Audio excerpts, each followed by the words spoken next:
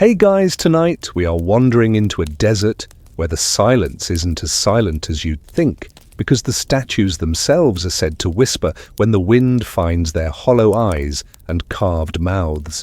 Imagine sand crunching under your sandals, stars scattered like glitter on black velvet above you, and a horizon so wide that your brain can't decide where to rest.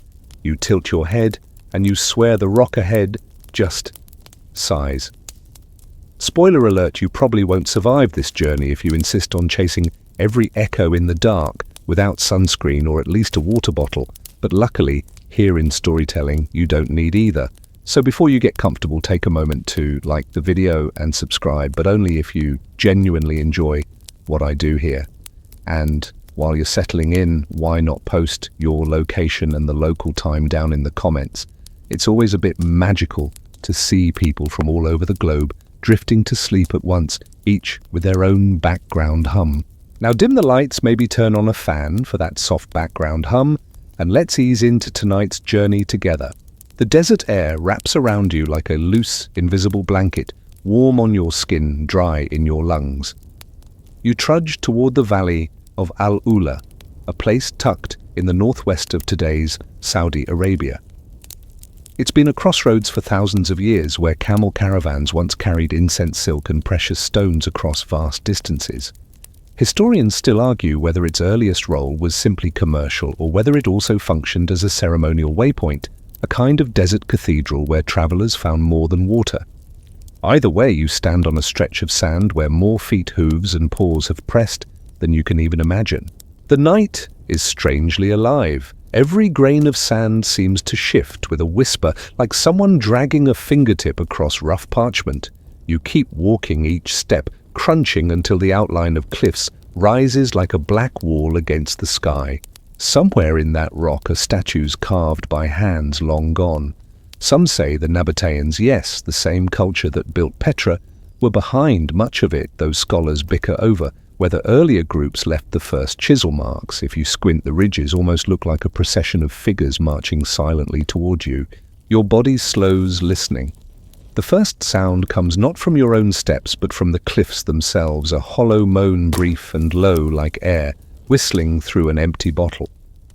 At first you laugh, nervously blaming the desert wind, but then another tone follows, higher, wobbling at the edges. You've heard recordings of whales making such calls, but this is sandstone, not ocean. The desert is supposed to be silent, but here it hums like a choir rehearsing off stage. One mainstream fact: archaeologists have indeed found thousands of tombs and carved facades in Al-Ula, many aligned with trade routes that connected Arabia to Mesopotamia, Egypt, and beyond.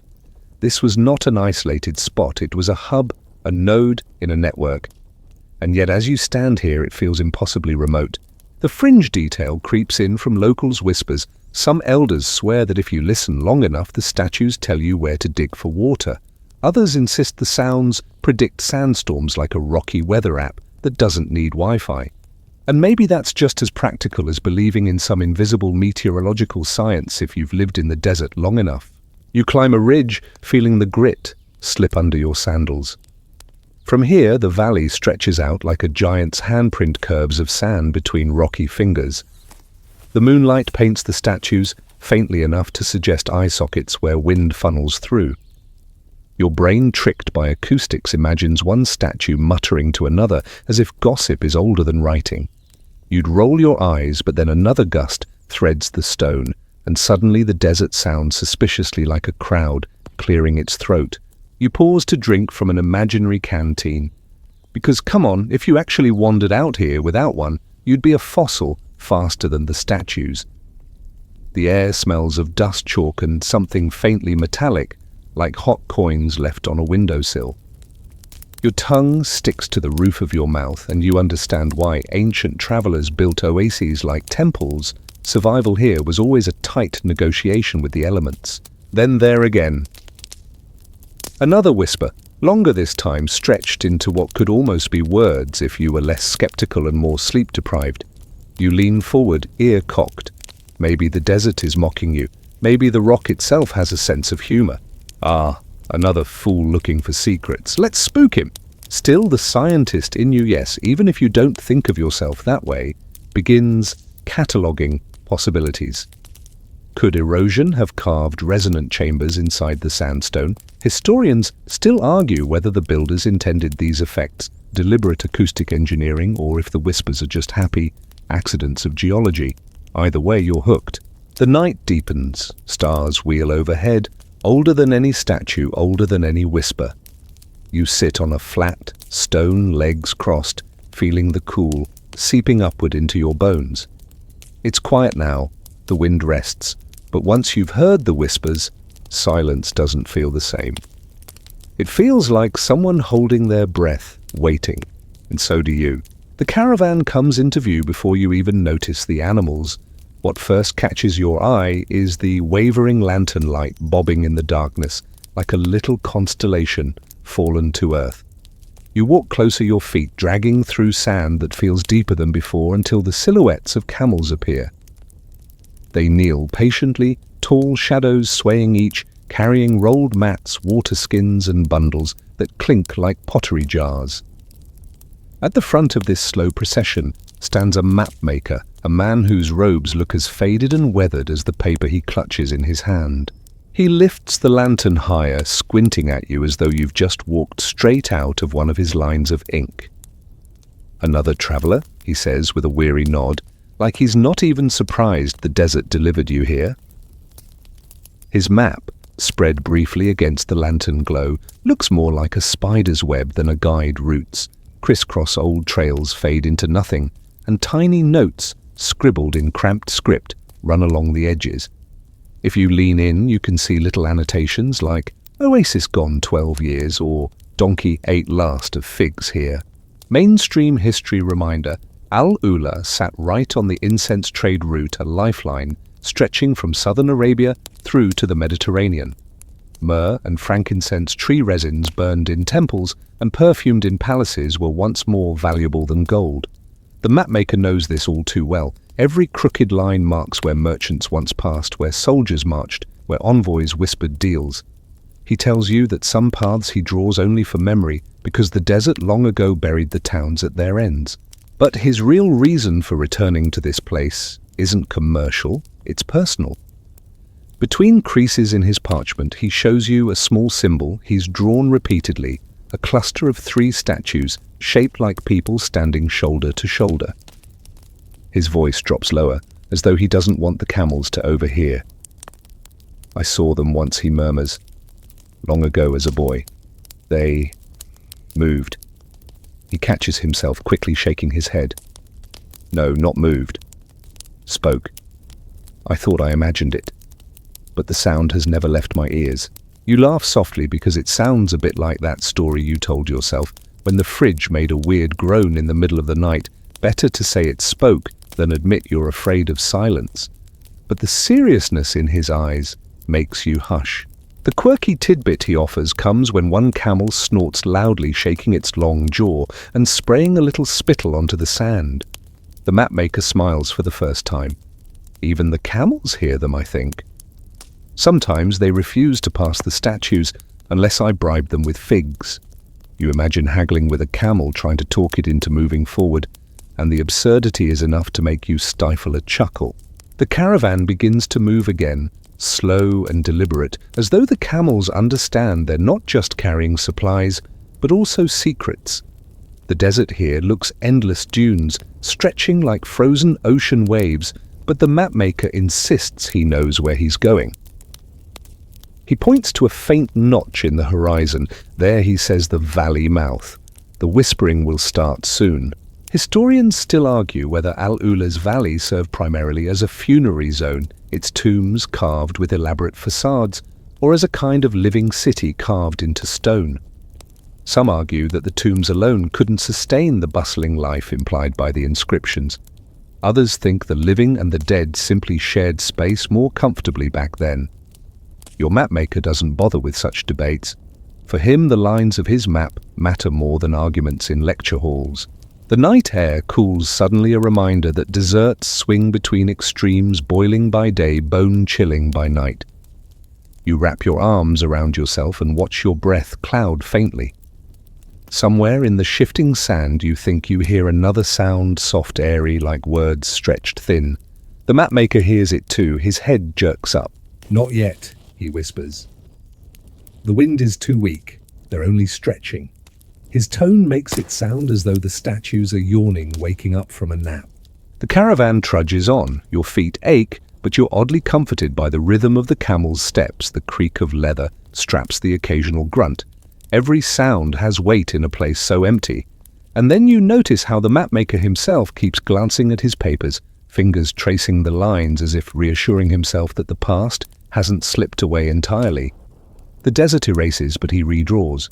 Another gust swirls sand around your ankles, and for a moment the lantern flickers out. Darkness crashes down thick and suffocating. You hold your breath, wondering if the whispers will rise louder now.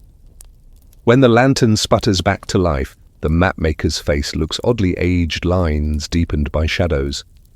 He only nods, muttering something about the desert, always testing us. As the caravan reaches a small rise, you finally glimpse it, the faintest outline of shapes against starlight figures carved into stone, so distant they almost dissolve into mirages. The mapmaker exhales like a man returning home. You feel the air shift, carrying a sound that hovers between whistle and sigh, and suddenly the desert doesn't feel empty at all. It feels crowded, as though hundreds of voices are about to clear their throats. The caravan halts at the edge of a small oasis, a dark patch of palm silhouettes clustered around the faint glimmer of water. The camels kneel with a weary groan, and the mapmaker gestures for you to sit. The desert is a harsh companion, but here, in this pocket of shade and reflection, it softens. You lower yourself to the sand, and the night feels more forgiving. Cool air, the sound of trickling water, and the rustle of palm fronds that sound suspiciously like a whispering choir rehearsing a lullaby. Out of the shadows emerges an old guide, skin like leather, cured by decades of sun and sand, eyes sharp, despite the wrinkles nesting around them. He carries a staff carved with little notches, each mark a tally of journeys made. When he sits down beside you, the ground seems to acknowledge his weight, as if it knows him well. He smiles with the kind of calm that only comes from surviving countless desert crossings. "You hear them already, don't you?" he asks, as though it isn't a question at all. You nod, trying not to look too eager, but he chuckles anyway. Everyone does eventually. The statues don't whisper to fill the desert with mystery. They whisper to remind you that you're not the first. Here comes the mainstream history morsel. The guide explains that Al-Ula has been inhabited for millennia, its fertile valley supporting the Didanite and Lihyanite kingdoms long before the Nabateans carved their monuments. He recounts how inscriptions left by the Lihyanites still line the rocks scratched with prayers, decrees, and sometimes just names, ancient graffiti, marking the territory of a people who wanted to be remembered. "Stone remembers longer than we do," he mutters, tapping his staff against the ground. But then he leans closer and offers the quirkier version. Some say the statues are not just stone, they are guardians, old travelers who got tired of walking and rooted themselves here. You see their mouths carved open.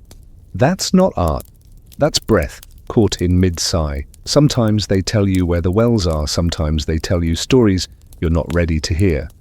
His tone is so matter-of-fact that you find yourself half believing him, even though your rational brain is quietly raising its hand in protest.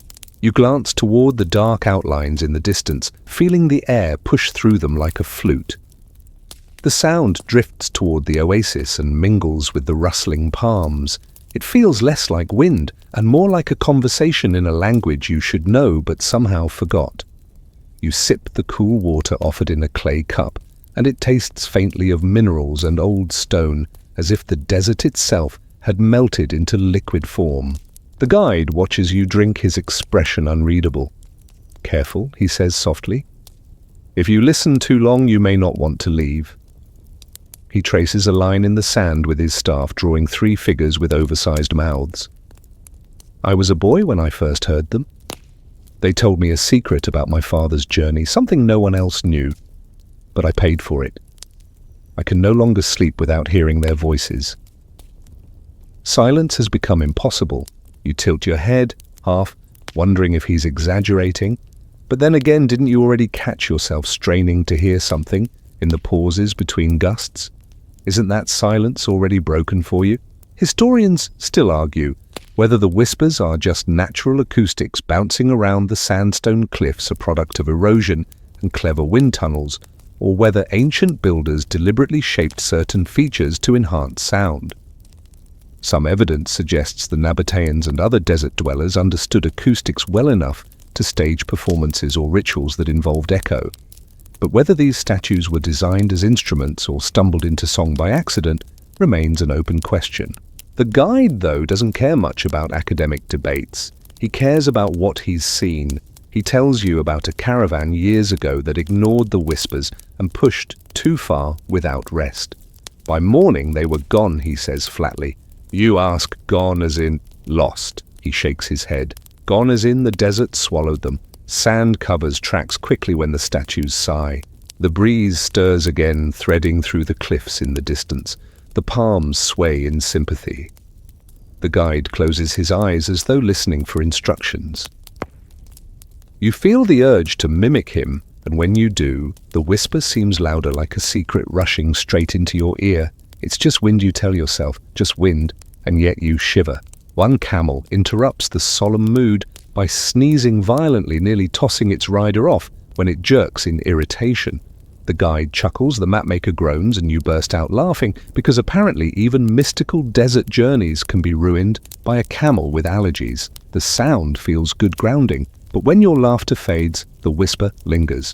The guide finally stands, leaning heavily on his staff. Rest while you can, he says. The desert doesn't care about your tired bones, but the statues, they remember who listens. His silhouette melts back into the palms as though he belongs to them. You're left staring at the dark horizon where the stone figures wait murmuring, while the oasis water reflects a faint shimmer of stars. The oasis fades behind you, its palms shrinking into silhouettes as the caravan presses on. The sand underfoot crunches faintly, each step sinking deeper, as though the desert wants to swallow your ankles and keep you here. The mapmaker keeps checking his parchment, and the camels plod along with stubborn patience, occasionally snorting, as if unimpressed by the idea of statues that whisper. And then there they are. The horizon sharpens into shapes too precise to be dunes, too deliberate to be random.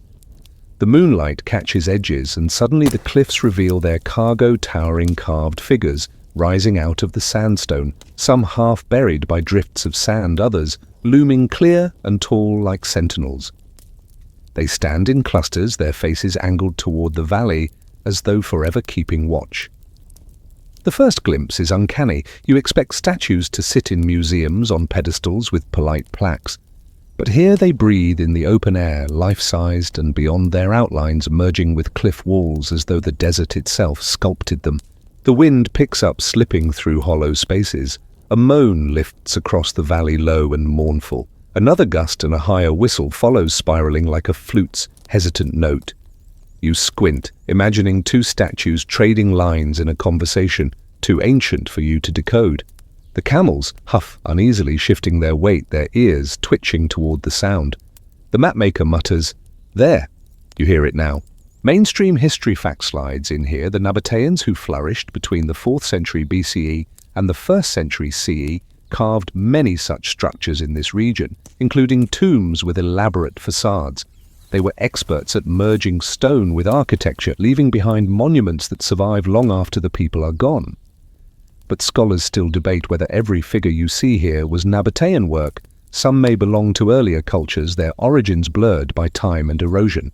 Your eyes adjust and the details sharpen. One statue has a face eroded to near nothing, yet its posture, shoulders squared, arms folded, still radiates authority.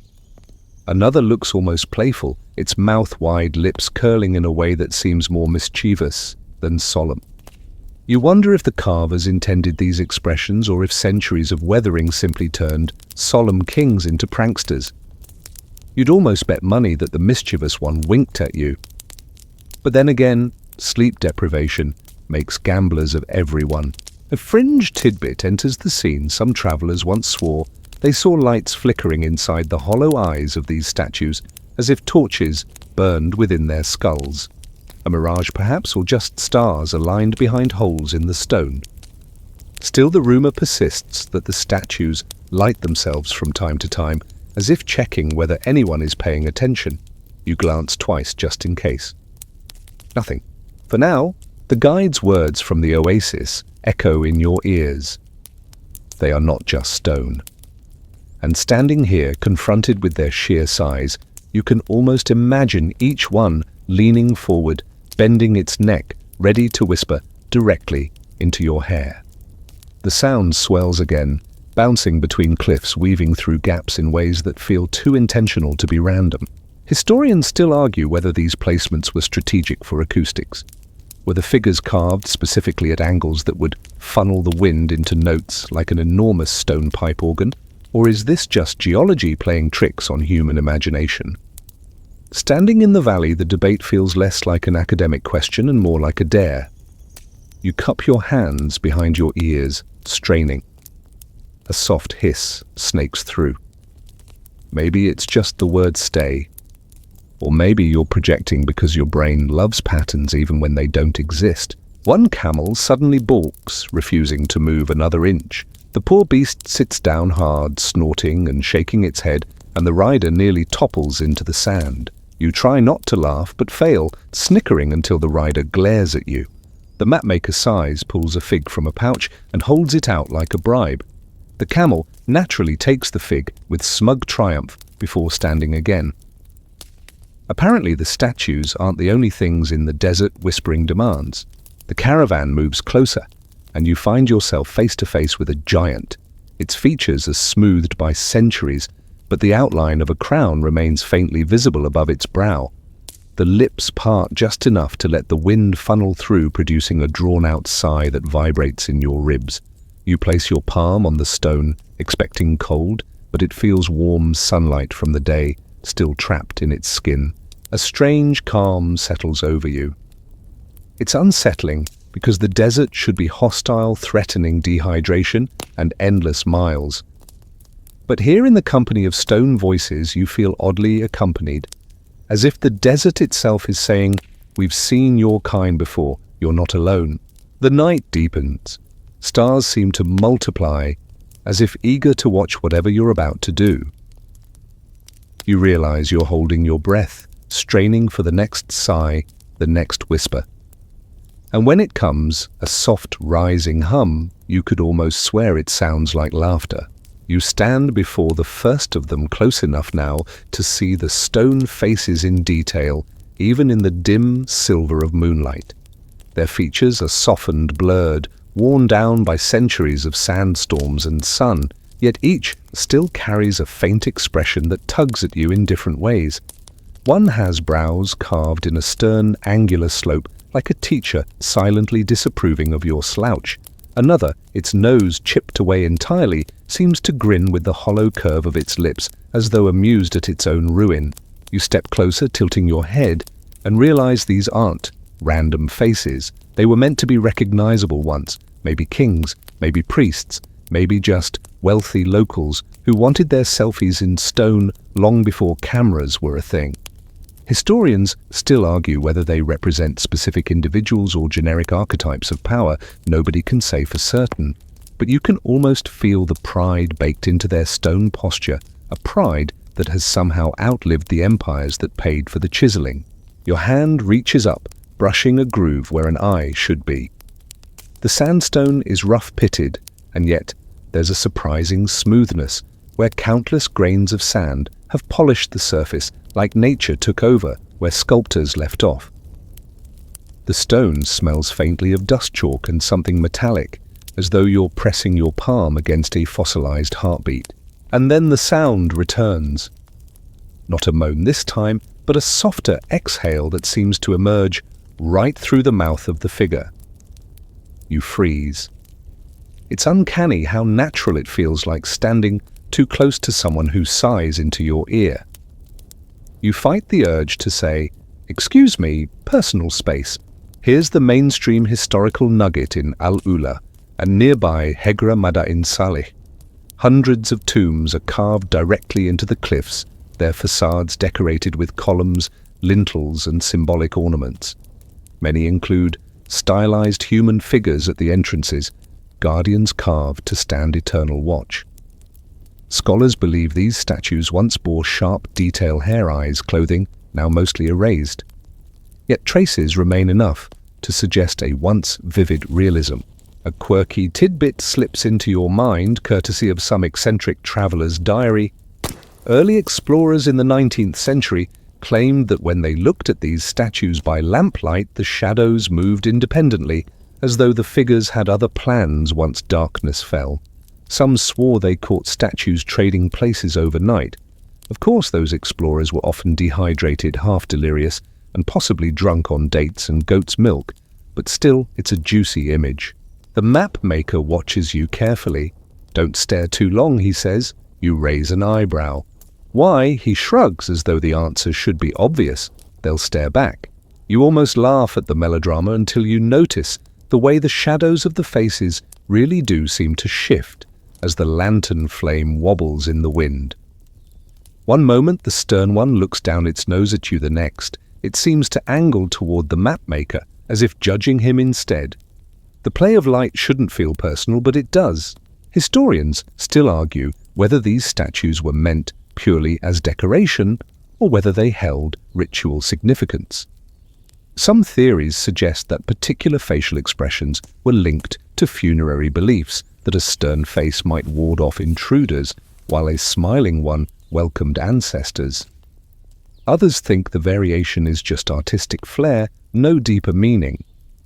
Standing here, though, you sense something more intentional. These aren't random doodles in stone, they're personalities. A sudden gust whooshes through the hollow eye sockets, and the sigh deepens, rattling in your chest. You step back, heart thumping. The camel nearest to you groans loudly, as if mocking your nerves. You glance at it and whisper, "You heard that too, right?" The camel stares with blank disdain, then sneezes so forcefully you nearly trip backward into the sand. Even in the middle of desert mystery, the universe won't spare you from slapstick. You circle another figure, noticing how its carved headdress still clings stubbornly to form. The edges are worn but clear enough to suggest rank. Perhaps this was a noble, perhaps a merchant rich enough to immortalize himself. You wonder if the sculptors rolled their eyes while chiseling, muttering, "Sure, boss, we'll make you look taller than your brother." Closer still, you see faint scratches along the statue's chest, graffiti left by someone else centuries later. Symbols, lines, maybe even a name. A reminder that reverence is always accompanied by rebellion. Someone once looked at this monumental face and thought, "Yeah, I'll just carve my initials here." Human pettiness preserved forever. You step back, taking them all in again, a silent assembly, frozen mid-conversation. Their whispers weave through the air, curling in tones both mournful and teasing. You're not sure if the desert is performing for you, or if you've just stumbled into a show already in progress. Either way, you can't shake the feeling that every face you meet is memorizing yours in return. You drift deeper into the valley lantern light, playing across stone surfaces until you notice faint markings, lines, curves, symbols that don't belong to the wind. At first, they look like scratches, accidental scars left by centuries of sand. But when you lean closer, you see order. Someone once bent over these walls with chisel or stylus, leaving behind messages you can still trace with your fingertips. Your breath fogs faintly against the rock. The inscription is shallow but clear, looping letters, fragments of a script you don't recognize. The mapmaker squats beside you, running his finger along the grooves. "Leonite," he murmurs. "Older than Nabatean. Older than most of what still stands." His eyes glimmer in the lamplight. You know what's funny? They left their words when no one was meant to erase them, but the wind has been editing for centuries. Mainstream fact-check inscriptions in Al-Ula range from early Dedanite and Lihyanite scripts to later Nabatean Aramaic, all carved into cliff faces and tombs. Archaeologists catalogue them like ancient tweets. Some are prayers, some are dedications, some just names scrawled like signatures. They give glimpses of life kings boasting of power, merchants asking for safe trade, ordinary people inscribing "I was here" before Instagram made it cool. The quirky tidbit comes when you stumble upon one very short line, almost comical in its brevity. 3 words, still visible: "Don't trust camels." You blink, then glance at the nearest camel in the caravan. It stares back at you with its smug, chewing face. Coincidence? Maybe. But the guide snorts with laughter when he sees it. "Some jokes really do outlast empires," he says. You laugh too quietly because you didn't expect desert graffiti to be this relatable. Historians still argue whether all these inscriptions were meant for divine audiences or just for the humans passing by. Were they sacred texts, private petitions to gods, or casual graffiti? Some believe the walls themselves were treated as tablets of memory, a way of ensuring the desert wouldn't swallow every story. Others argue that most inscriptions were functional boundary markers, contracts, even instructions. As you run your hand over one line of worn script, you wonder if you're petting an ancient shopping list. The mapmaker unrolls his parchment, showing you copied sketches of the same characters. He's been tracking certain word symbols that repeat like refrains in a song. He points out one shape, 3 vertical strokes beside a half circle. This, he says, appears everywhere. Some think it means water, others think it marks a clan. Still others think it means nothing at all, just decorative filler. He shrugs. "I think the statues themselves use it when they want to laugh at us."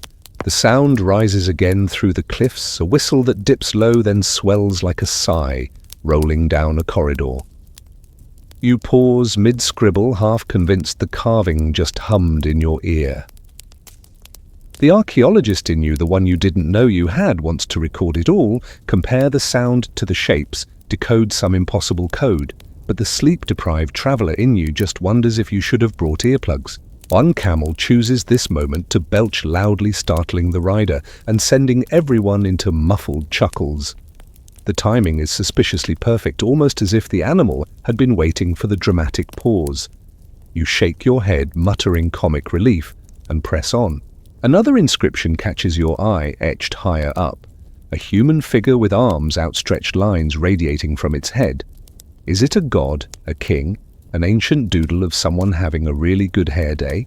Historians still argue over similar images. Some interpret them as solar deities, others as generic blessings, while fringe theorists suggest they might be records of celestial events, comets, eclipses, even alien visitations if you're into that sort of thing. The guide taps his staff against the carving. "This one," he says, tells you that the statue it faces is awake. But not all of them are. His voice drops, and for a moment you swear the stone around you grows heavier, as if holding its breath. You step back, half expecting the carved figure to actually blink. It doesn't. But the whisper that threads through the valley right after feels suspiciously like a chuckle. You glance at the mapmaker, who is busy copying symbols into his notebook, his brow furrowed in concentration. For him, every line is evidence. For you, every sigh of wind is a reminder that evidence doesn't always explain experience. You realize uncomfortably that you're starting to anticipate the voices, waiting for them the way you'd wait for a friend to text back. The caravan prepares to move again, lanterns bobbing. You take one last look at the inscriptions glowing faintly in moonlight. The words seem less like relics and more like conversation, unfinished, ongoing. As though the people who carved them expected someone like you to show up centuries later and keep listening. You follow the lanterns deeper into the heart of the valley, where the cliffs narrow into corridors. The air cools slightly and the sand underfoot feels more compact, pressed flat by countless travelers before you. A hush seems to fall over the caravan, and you realize you've entered what feels less like open desert and more like an ancient hallway, complete with walls that lean in as if eager to whisper in your ear. It's here that the mapmaker stops and gestures upward. Looming above are faces carved into sheer stone 10 or 15 meters high. They're not polished marble, they're rough, wind-scraped, almost alive with the texture of time. The eyes, hollowed deep, stare down with an unsettling intensity, sockets like dark wells where moonlight hides. Their mouths' simple curved lines seem poised between silence and speech. You tilt your head, waiting. Surely one of them will finish what the inscription started. Mainstream fact, these colossal sculptures echo the Nabatean influence, much like Petra's facades in Jordan. Al-Ula was once a thriving oasis on trade routes dotted with monumental tombs. Archaeologists confirm that many cliffside carvings served as entryways to burial chambers, their faces marking the domain of the dead. Yet even in ruin they dominate the landscape, silent gatekeepers of desert memory. The quirky tidbit appears when you notice one statue's nose is missing, not chipped elegantly like some Roman bust in a museum, but snapped clean off, leaving a flat circle that looks suspiciously like a cartoon emoji. You stifle a laugh, whispering, "Ancient stonework meet modern meme." The guide smirks. "Sandstorm, maybe," he says. Or vandals. But you're convinced that somewhere some Nabatean teenager thought it was hilarious to knock off a nose for the joke. Historians still argue whether these statues were guardians' warnings or simply markers of civic pride. Were they meant to intimidate, to guide, to protect the living from what lay within? Some suggest their placement and scale were carefully chosen to amplify natural acoustics. When the wind rushes through, it makes the statues sing. You pause, listening. Sure enough, the valley gives a hollow tonal groan that seems to vibrate from the carved mouths themselves. You shiver, wondering if you've just heard the desert's version of karaoke night. The mapmaker, crouched by one colossal foot, traces his hand along faint grooves etched there. "See this," he says, "not decorative measurement liners, they carved by proportion." He explains how artisans used rudimentary systems, not unlike blueprints, ensuring symmetry across massive surfaces. You nod, though your eyes keep flicking to the mouths. They look too deliberate, too ready to move. Then there it is. A sigh. A low exhale that seems to leak right from a pair of lips cut into stone. You glance around, expecting someone in the caravan to be pranking you. But no one reacts. Only you hear it. Or maybe only you admit you hear it. You imagine the sculptors centuries ago chiseling under brutal sun, sweating into dust. Did they ever feel the rock answer back? Did they ever pause and ask if the thing they shaped had grown aware of them? One of the faces looms at an angle where the moonlight catches its hollow eye, glinting like it actually blinked.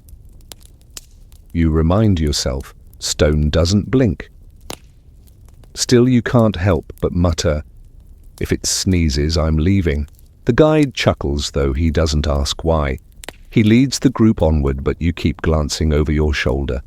The statues, lit faintly by lantern glow, almost seem to lean after you, craning to catch your words, storing them in memory for some later night when another traveler dares wander through. Your camel, normally unimpressed by everything, lifts its head and stares at one of the colossal faces. Its ears flick nervously. You know better than to dismiss that.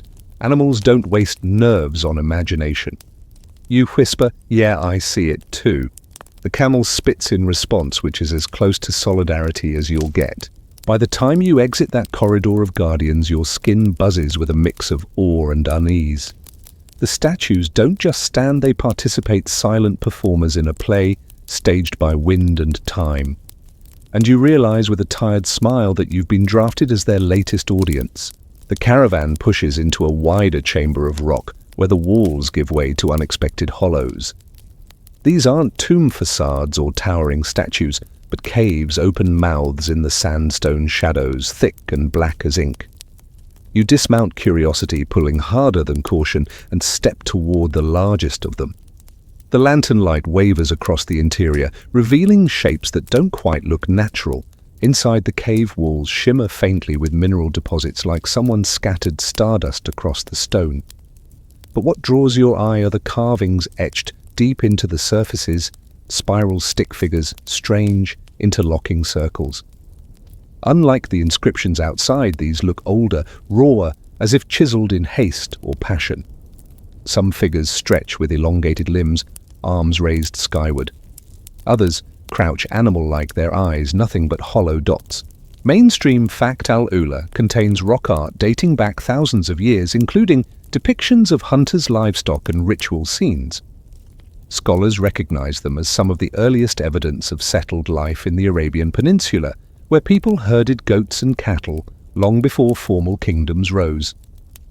These carvings are time capsules, capturing moments of survival and worship long erased from living memory. But then comes the quirky detail. Tucked into one corner is a tiny doodle of what looks unmistakably like a smiling face. 2 dots, 1 curved line, ancient emoji. You chuckle because some things never change. You imagine the artist's friend groaning, "Really? Tariq on sacred rock," and Tariq shrugging. "Future people will love it. Well played, Tariq."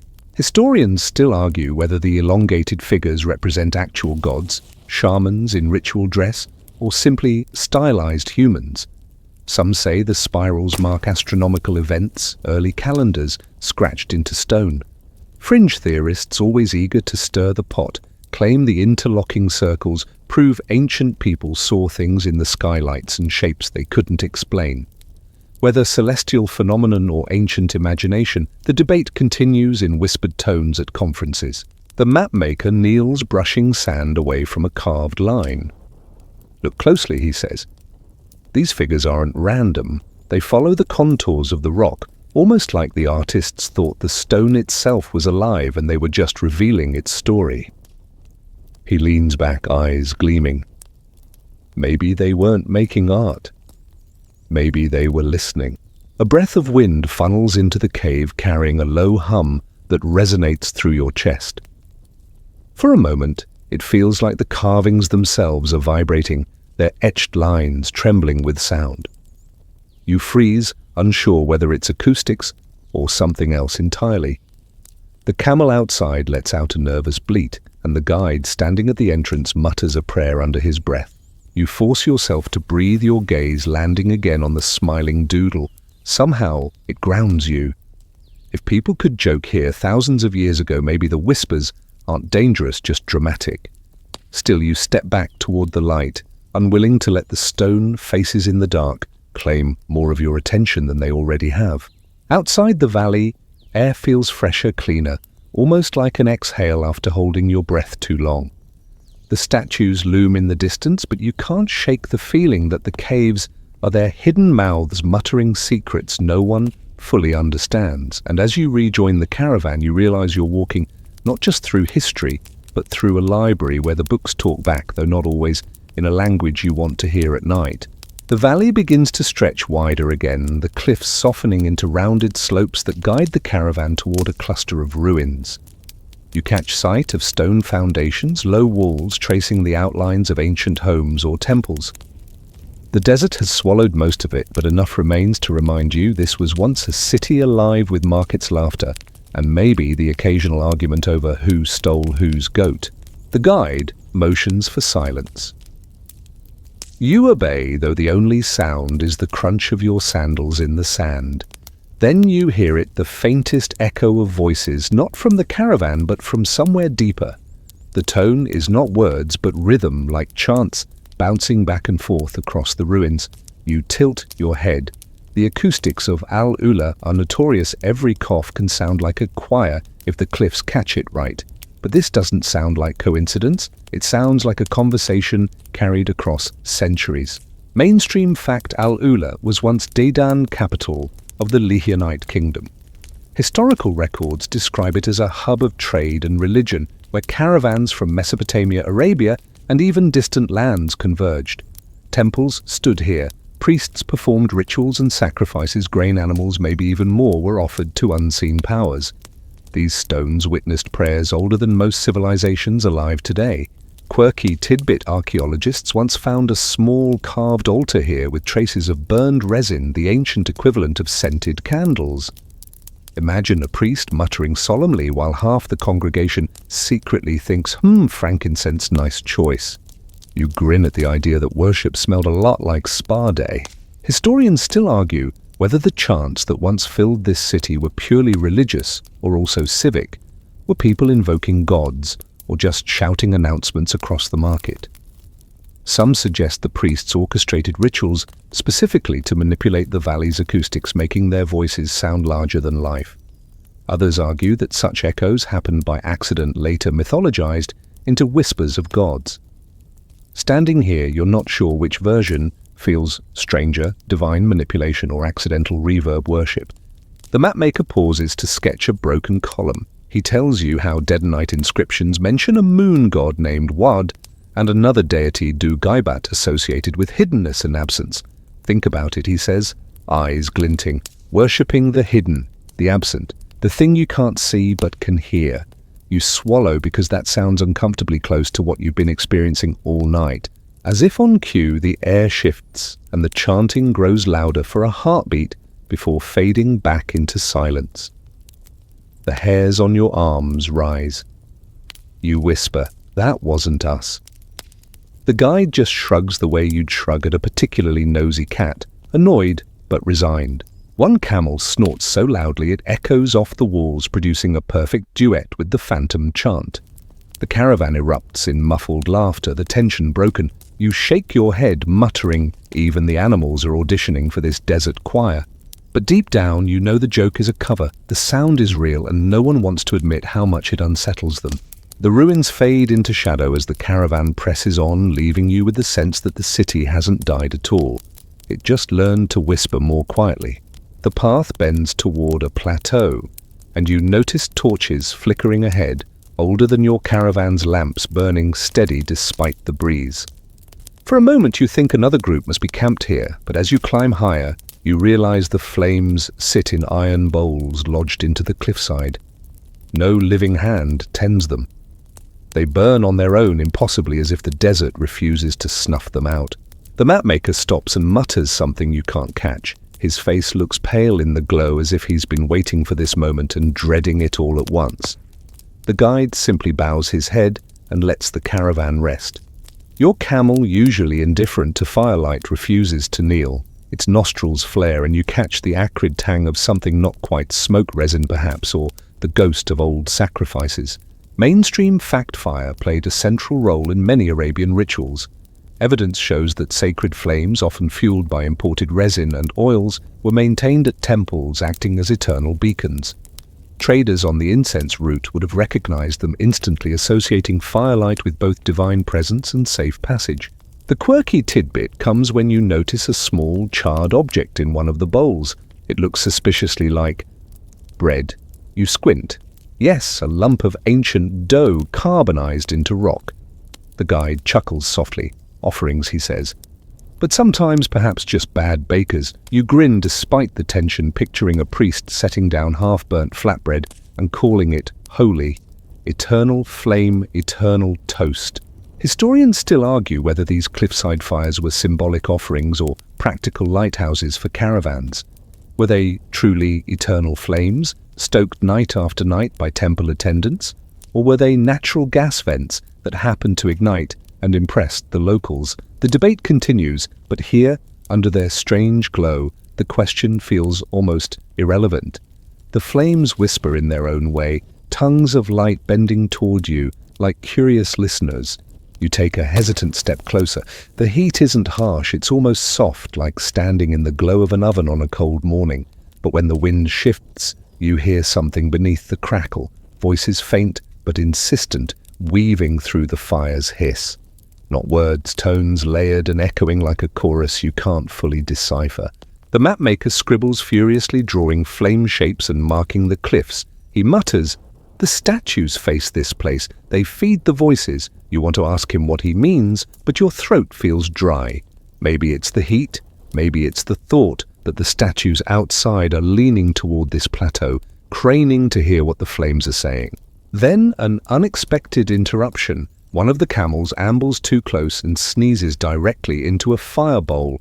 Sparks fly, the flames sputter, and for half a second, everything goes dark. You gasp, but almost instantly the flame reignites, steady as before, while the camel looks proud of itself. Well, you mutter, "At least now we know divine fire has a sense of humor." The guide calls the caravan to move, his voice sharp. You sense he doesn't want to linger. As you descend from the plateau, You glance back. The flames flicker, bending slightly as though waving farewell, or maybe beckoning you back. Either way, the warmth lingers on your skin long after the light fades, like the touch of something that isn't quite ready to let you go. The caravan descends into a narrow gorge where the cliffs lean so close they nearly block the moonlight. Here the wind finds its sharpest voice, funneled through stone corridors until it sounds less like breeze and more like breath.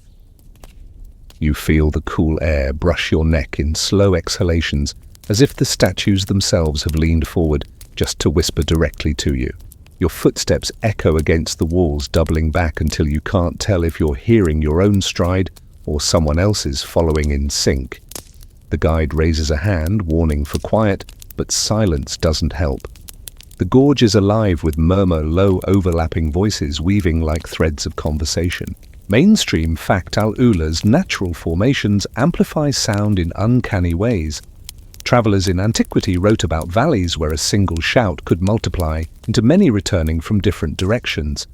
Ancient engineers, especially the Nabateans, may have deliberately carved structures to take advantage of this acoustic trick, turning the desert into a giant amplifier.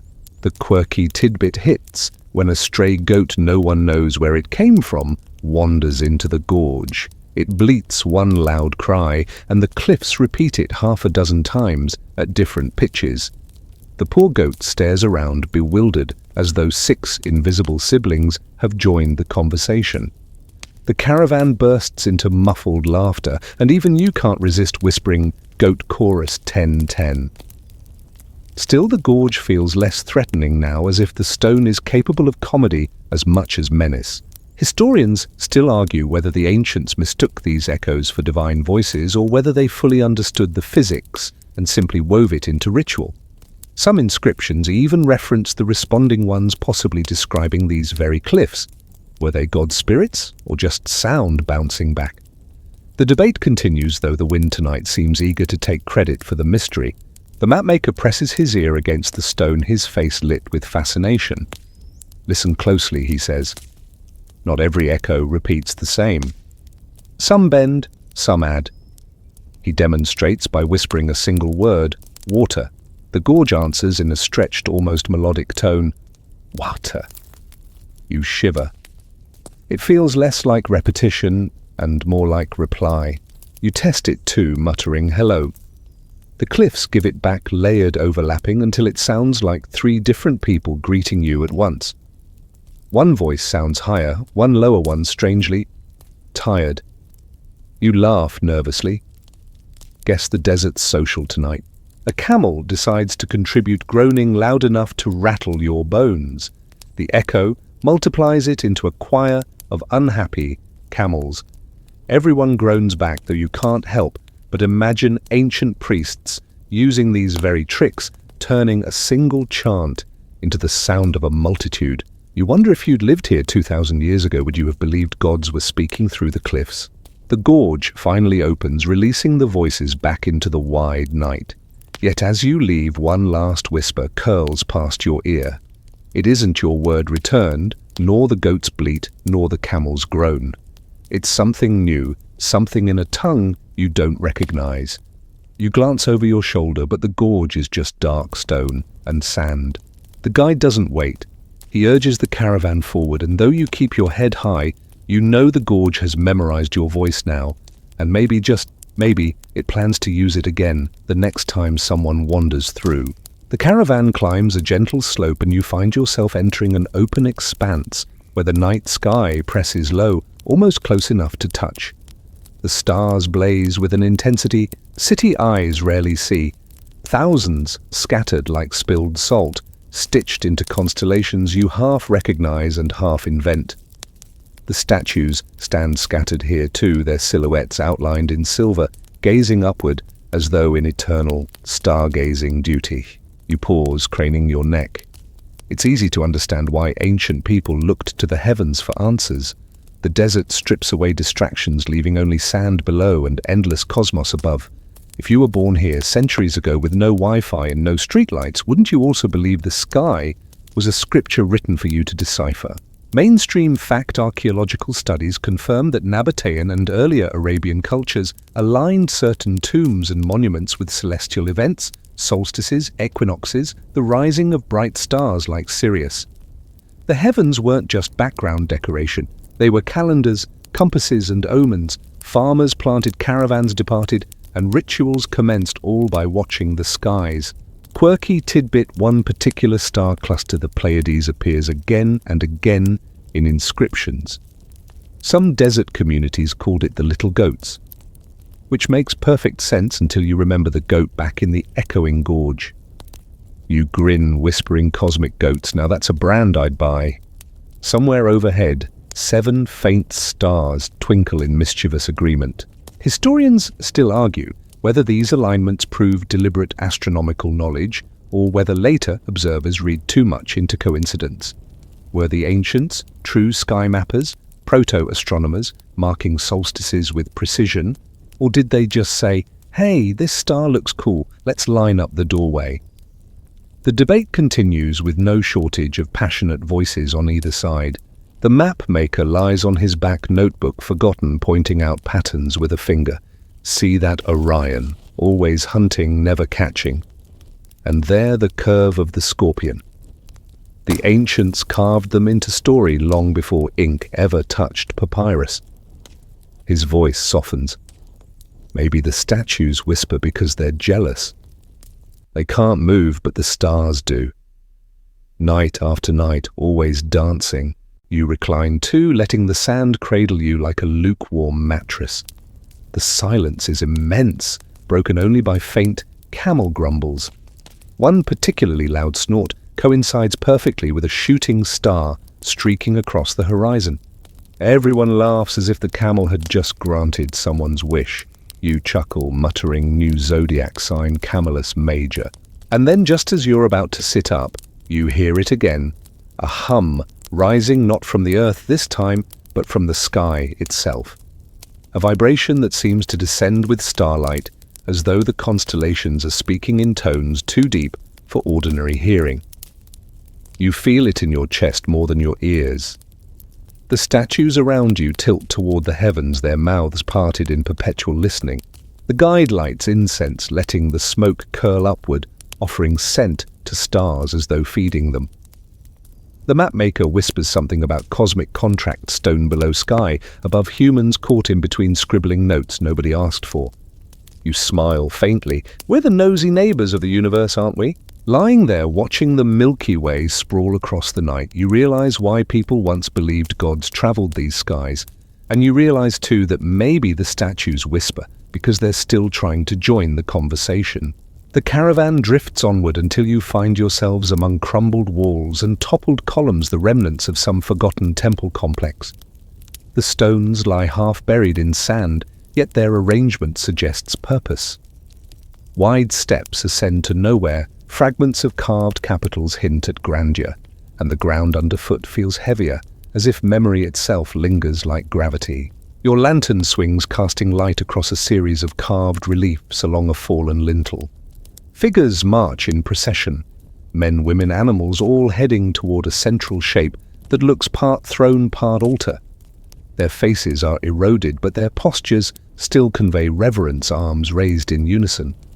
You imagine a crowd gathering here centuries ago, voices lifted together, incense thick in the air, statues listening from their stone perches nearby. Mainstream fact temples in the Dedanite and Nabatean periods often served not just as religious centers, but as civic halls where trade agreements were sealed and leaders demonstrated power. Archaeologists note how architecture blended the sacred with the practical altars beside storage chambers, sanctuaries alongside meeting spaces. To worship was also to govern. Quirky tidbit fragments of pottery found near Al-Ula suggest that offerings once included pomegranates imported at great cost from distant lands. Imagine traveling hundreds of miles through blistering desert just to hand over fruit. You grin at the thought, desert gods sponsored by healthy snacks. Maybe divine beings weren't so different from modern fitness influencers after all. Historians still argue whether rituals here involved full public ceremonies or secretive rites reserved for elites. Some claim the architecture points to open gatherings accessible to common folk. Others insist hidden chambers suggest restricted access, whispered invocations known only to priests. The absence of clear records fuels debate, leaving you to wonder whether the statues outside were silent spectators or active participants echoing chants into eternity. The guide kneels before a cracked altar stone and runs his hand across its surface. He murmurs something in Arabic too soft to catch, but the gesture feels half prayer, half warning. The mapmaker, meanwhile, scribbles sketches muttering about architectural symmetry, oblivious to the solemnity. You watch, caught between reverence and sarcasm, whispering, "If the altar starts glowing, I'm out." As if on cue, the wind picks up, funneling through gaps in the ruins. The sound resonates low and haunting, like voices filling the temple once more. You freeze, imagining hundreds of worshippers chanting in unison, their words stitched into the air so tightly that the stone still carries their vibration. For a moment, you swear the relief figures move their procession, inching forward step by step toward the altar. You blink hard, they are still. But the whispering remains.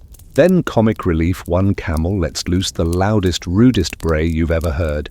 It echoes through the ruins with all the gravitas of a divine proclamation.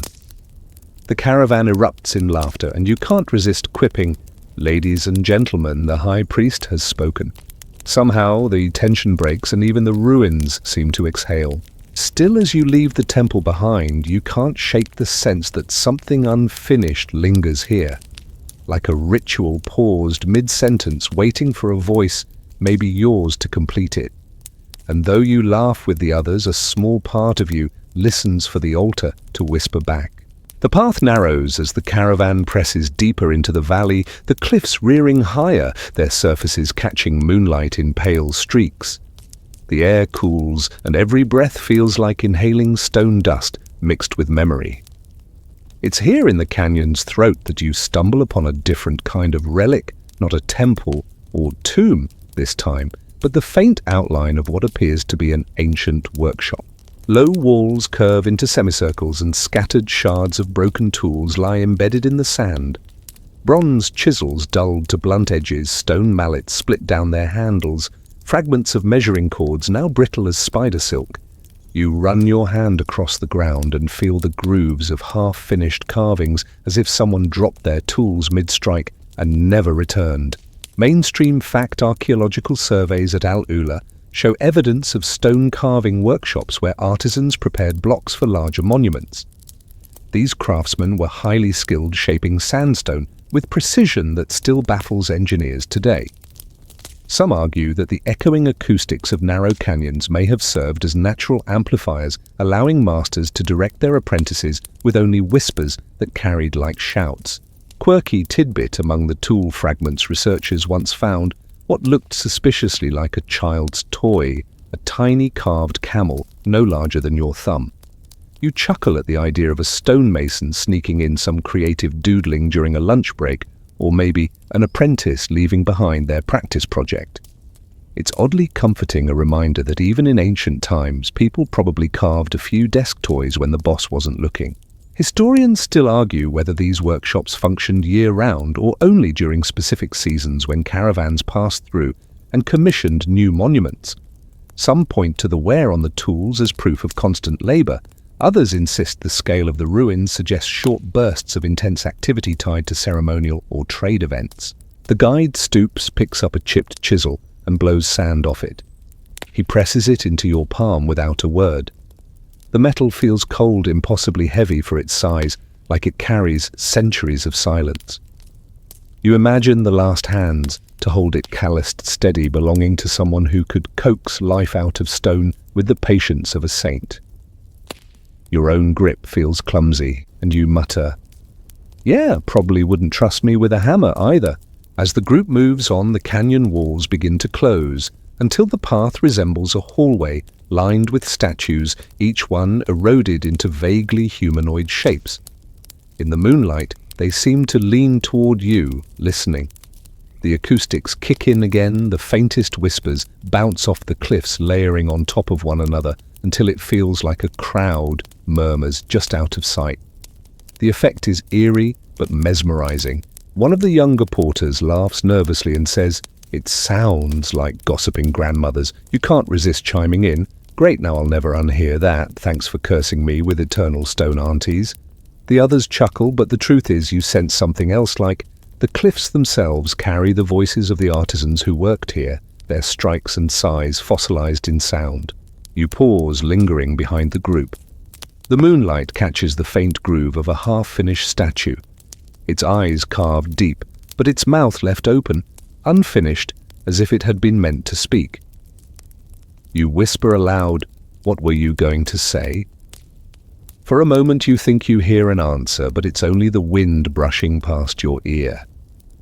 Still the impression lingers, a ghostly half-sentence echoing in your mind. By the time you catch up with the others, the workshop is swallowed by darkness again.